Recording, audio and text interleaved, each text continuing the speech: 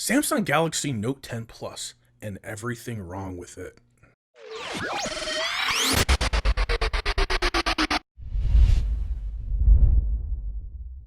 The back button doesn't always work when you switch the order of the buttons on the navigation bar.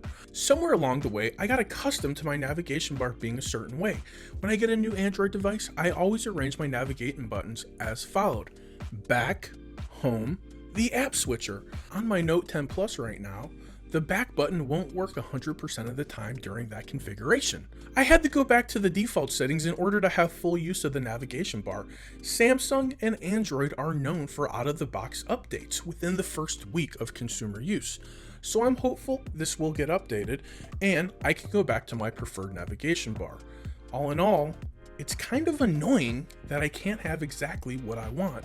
And that's one of the things I love about Android. When using the Google keyboard, it auto-closes when I type. This has forced me back to the default Samsung keyboard. I think the Google keyboard will update and fix this, it just hasn't yet. So back to stock Samsung I go. I want to talk about compromise. All screen means no speaker at the top of the phone.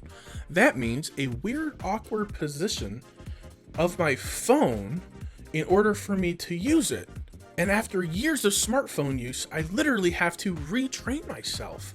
Typically, you have the phone up a little bit above your ear canal and the speaker goes into it and you can hear it just fine. But now it's like the sound comes out from here and on top, and it's a slight vibration on the screen, but there's no speaker grill.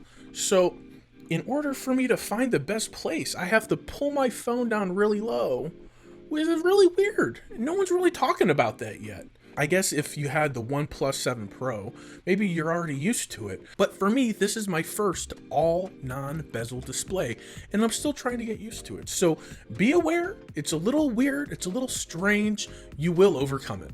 Battery and screen. More compromise and more sacrifice. I woke up at 4:30 in the morning, I grabbed my phone, I sat on the couch for about an hour. The device ships with a default setting of FHD plus 2280 by 1080. After about an hour of use, my battery was already at 82%. If that current rate of discharge holds true, I might get between 5.5 to 6 hours of screen on usage. Not exactly an all-day battery as described. Now, turning down the resolution and the brightness will help a whole lot, or switching up to the 5G model, which has a bigger battery, will also help, but you gotta pay.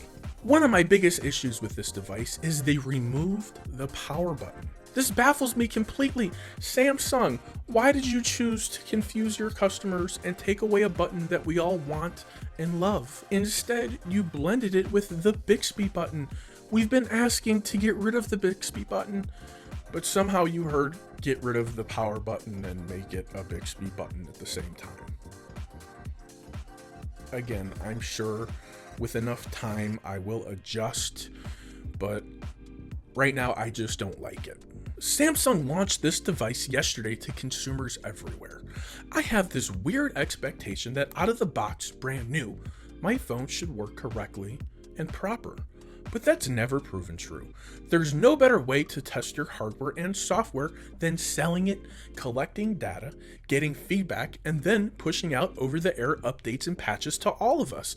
And that's kind of what manufacturers all have to do within the first couple weeks. Samsung is no different. My gripe is a mixture of hardware and software. The good news is that the software can be updated and fixed.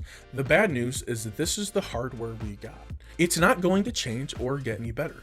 Even better news, this is a hot device. It feels great in my hand. It looks amazing.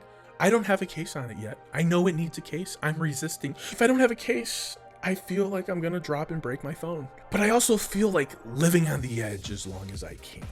Thanks for watching the video. If you're an old friend, welcome back. If you're a new friend, charming to meet you. If you like what you heard or saw, please consider subscribing, hitting the thumbs up, and even the ultimate compliment for a creator is sharing my videos and contents with other people. Until next time, for the love of tech, namaste.